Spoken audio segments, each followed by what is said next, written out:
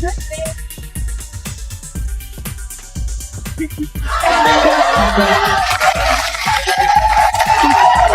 to me for getting my star in Hollywood. Yeah! Tell me about your birthday party. Am I invited? Yes. Yes, you're definitely invited. I invite you to all my parties. You just haven't seemed to show up. No, well, is it on the East Coast? Yes. Well, that's why. Why don't you have one here on the West Coast? Because I work all the time. Okay, well, maybe I have one at your house. Where's that? Now, what time would your party start, let's say? Like 9:30. Really? That early? Yeah. I could make that. Yeah. But I could think of you of starting a party at like midnight. Like, what time will it go till? That's a different type of party, though. Uh-huh.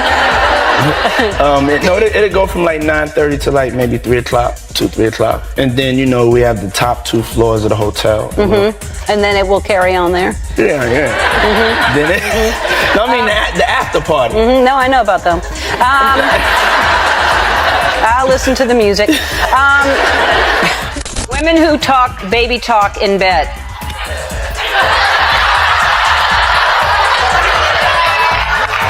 No, it's just talking. Talking dirty. No, baby talk. For years, these moments looked like nothing more than lighthearted television.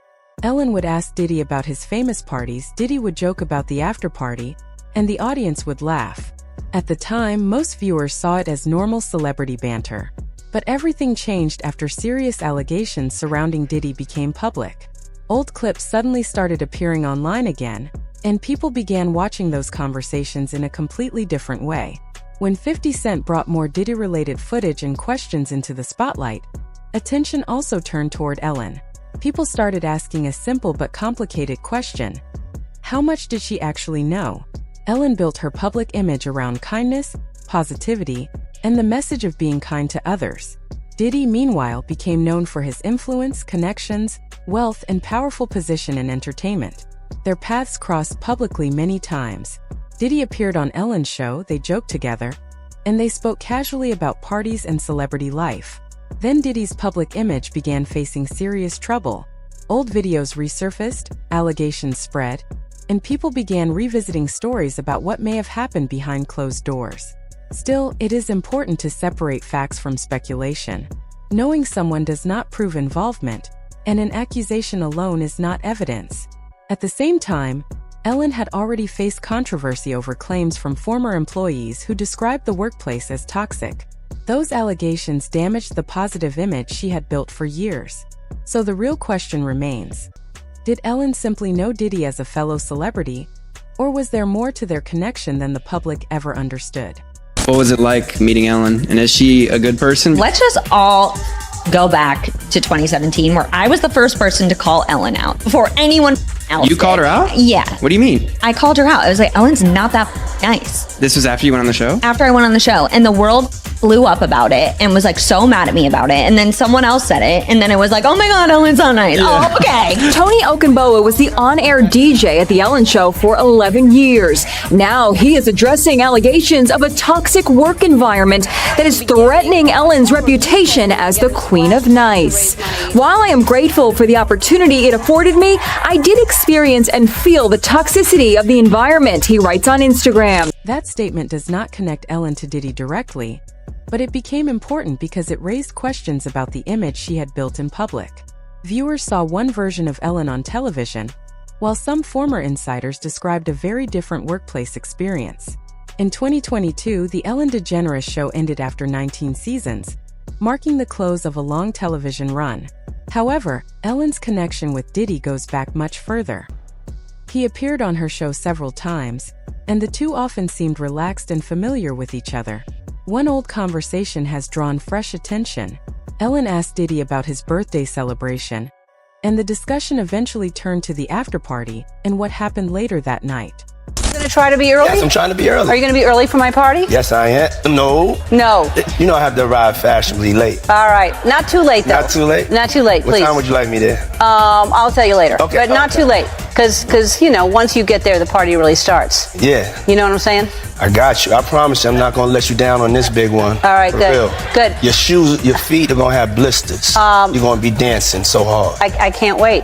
In 2009, viewers had little reason to see that conversation as anything more than a funny television moment.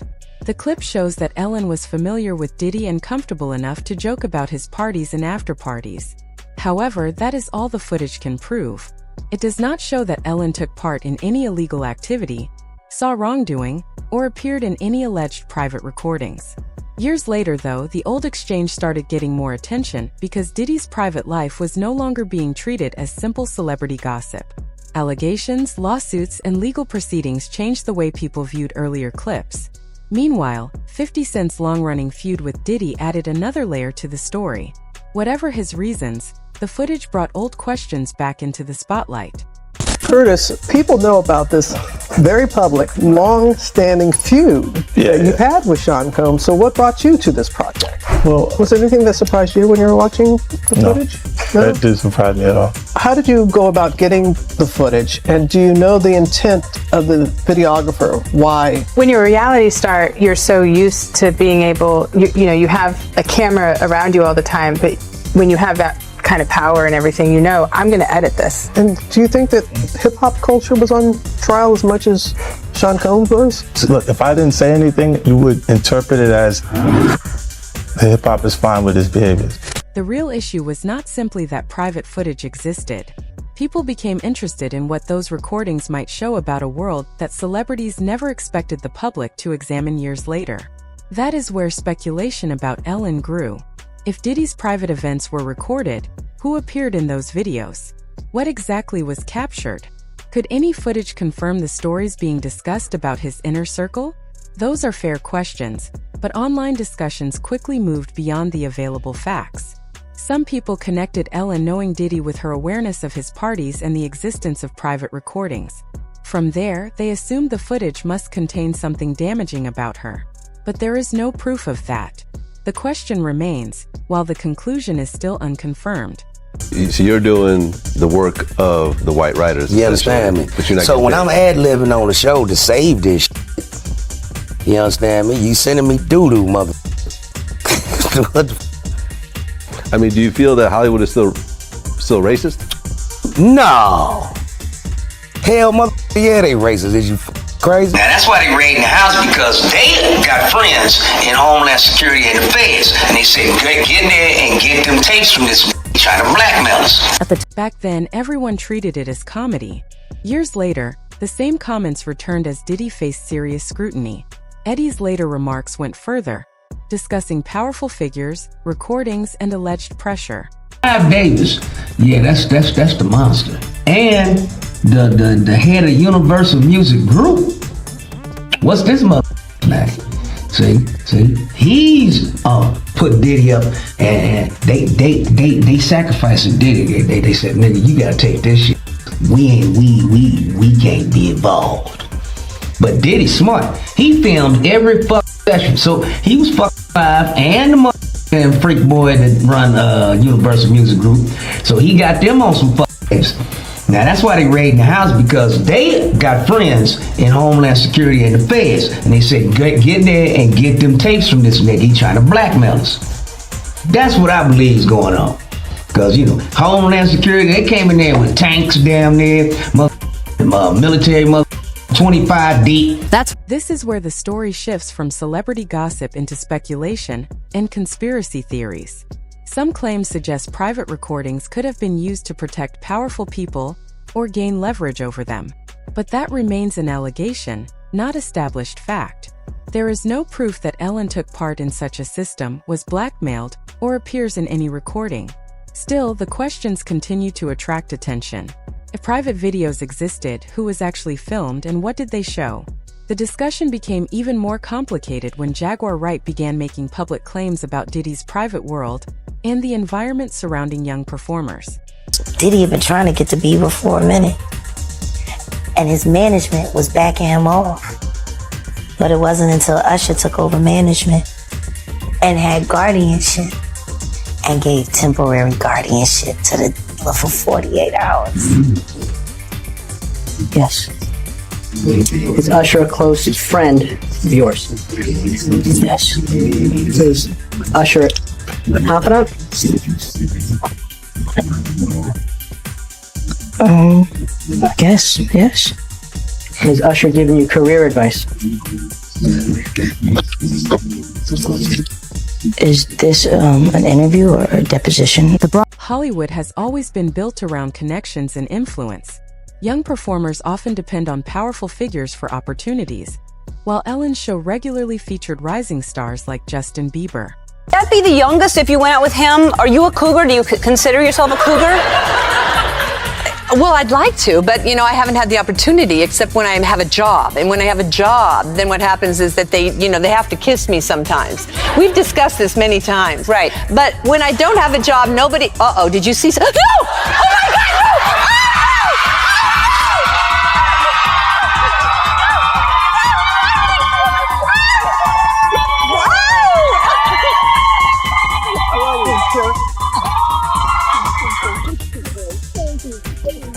It was hard for me being that young and being in the industry and not knowing where to turn, and everyone, telling me they love me and, just turn their back on you in a second. But context is important. An uncomfortable TV moment does not prove criminal behavior. A joke from years ago cannot suddenly become evidence, and someone else's experience cannot automatically be connected to Ellen. The footage matters mainly because it shows how normal certain celebrity conversations once seemed. Today, people may look at those same moments differently. That leads back to the real question. What was Ellen's actual connection to Diddy's private world? Claims about secret recordings involving famous people remain highly unproven, despite public comments from figures such as Jaguar Wright. The DVD was being sold like... First time I saw it was in a music studio. Damn. Like every other industry point. First time I saw Paris Hilton's tape, A Night in Paris, was in his studio. The first time I saw Mary J. Blige being ganged on camera at Death Row after hours was in the studio.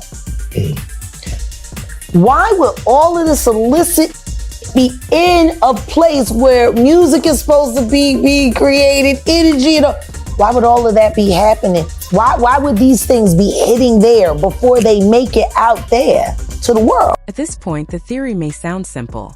People are talking about private parties, famous guests, alleged cameras, recordings, and the possibility that sensitive material could have been used as leverage.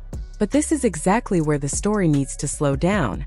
There is a big difference between what has been publicly documented, what people have claimed, and what the internet has assumed. What is documented is that Ellen and Diddy had a public relationship through television appearances.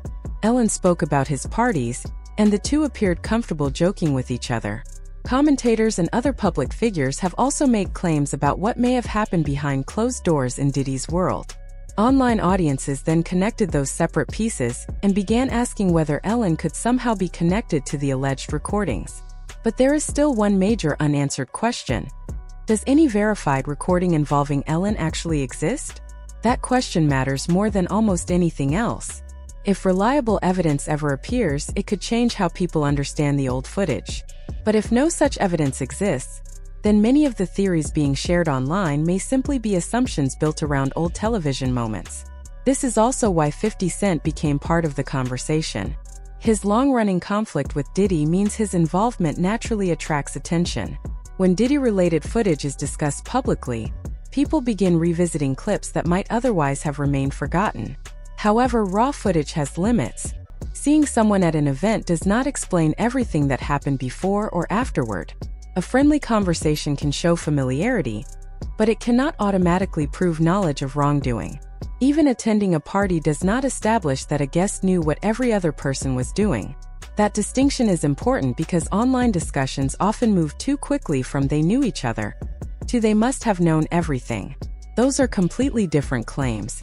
Eventually, Ellen was reportedly asked by a paparazzi about Diddy, the allegations surrounding him, and whether she had attended his parties. She did not answer. Her silence quickly became another talking point, but silence is not proof of anything.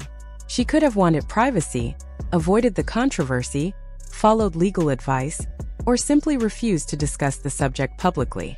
There are many possible reasons. So, when we strip away the speculation, the picture is much clearer. Ellen and Diddy knew each other publicly. They appeared together more than once. Ellen discussed his parties on television. Diddy later faced serious legal allegations. Public figures such as 50 Cent, Eddie Griffin, and Jaguar Wright have made various comments about his private world, but those comments should not automatically be treated as established facts. We still cannot say what happened behind every private door. We cannot assume Ellen attended every event associated with Diddy, witnessed misconduct, or took part in anything illegal. Most importantly, there is no verified evidence presented here showing that Ellen appears in a private recording. That is the line between evidence and internet theory. Until reliable documentation, a credible first-hand account, an official finding or authenticated footage provides something more, the unanswered questions should remain unanswered. Maybe Ellen simply knew Diddy socially. Maybe she knew more than she publicly discussed. Or maybe unrelated pieces of information were connected online until they created a much larger story than the available evidence supports. Right now, none of those possibilities has been conclusively established. And perhaps the biggest question is not what an alleged tape contains, but whether a verified tape involving Ellen exists at all. Until that question is answered, the responsible approach is to separate facts from rumors and let genuine evidence speak for itself.